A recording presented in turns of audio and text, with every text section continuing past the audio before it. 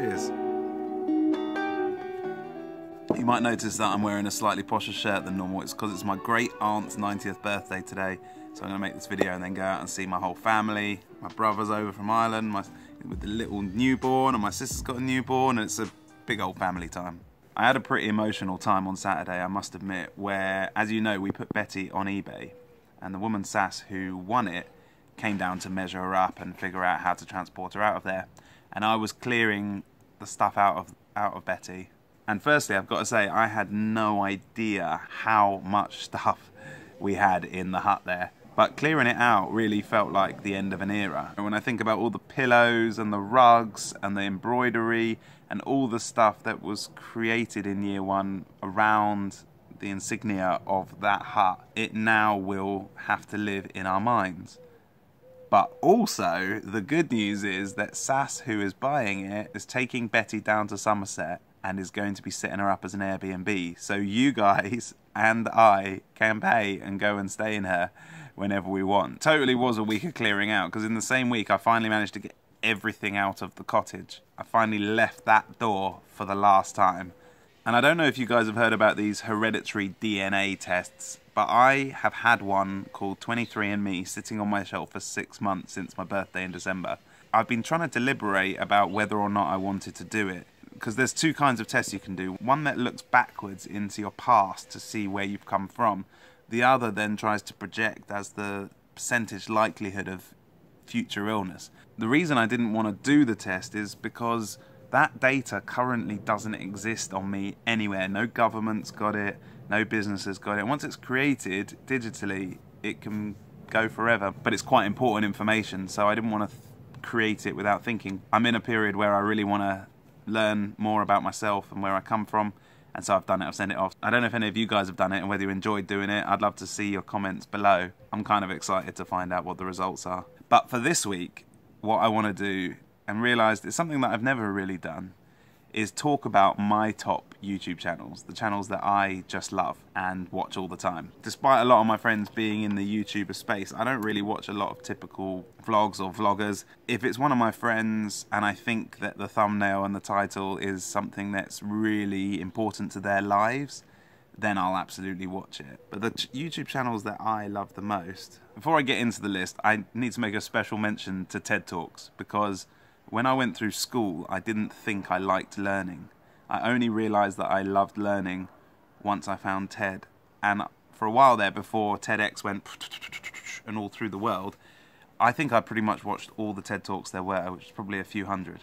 The one that stuck out most to me that I'd say changed my path was the original Brené Brown vulnerability talk. I think it was in Houston, Texas. Yeah, she basically says how she found vulnerability as a positive way to grow her life. Vulnerability is something that I've worked quite hard on, and hopefully you guys feel, I hope that that comes across in the videos that I make as well. That's why I try and go on a co-learning journey with us all together, so that I'm sharing the bits that don't work, a bit of wood that snaps when I'm cutting it, but also some of the bigger stuff like going to the cottage that hasn't continued to grow because it wasn't quite right. But now that's out of the way, the channels that I love the most at the moment are, first and foremost, Google Talks.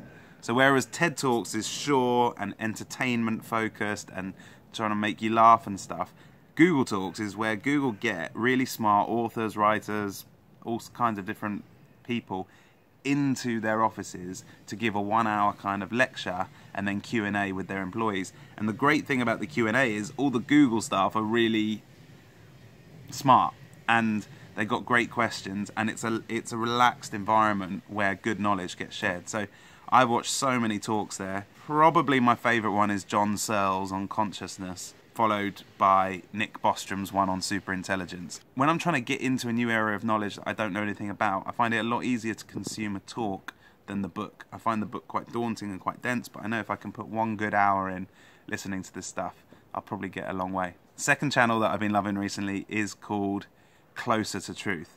I don't know the guy's name, but he's got like white hair and glasses, and he goes around and has conversations with all these different professors of philosophy all around the world. I don't know how he gets the interviews, but they're amazing, and he's clearly really smart himself. They get into really interesting and difficult subjects beyond my pay grade. There's some things that I watch for entertainment. There's some things that I watch and it's about my level, and I can kind of critique what's being said about it. And then there's some things that I watch that are way beyond me, and I know I won't even understand it by the end, but I'm hoping that my subconscious is sort of getting used to some of the vocabulary and the concepts, and that at maybe a later date I'll be able to get into it. The third one is the big think, and some of these videos are a bit weak or lack context, but some of the longer videos, some of the older videos especially, are absolutely fantastic. Again, another great place to get an introduction to certain thinkers' stream of thought. Number 4 is definitely IQ Squared. They do live debates between politicians and thinkers in London. I need to go to one live, actually. I've never been.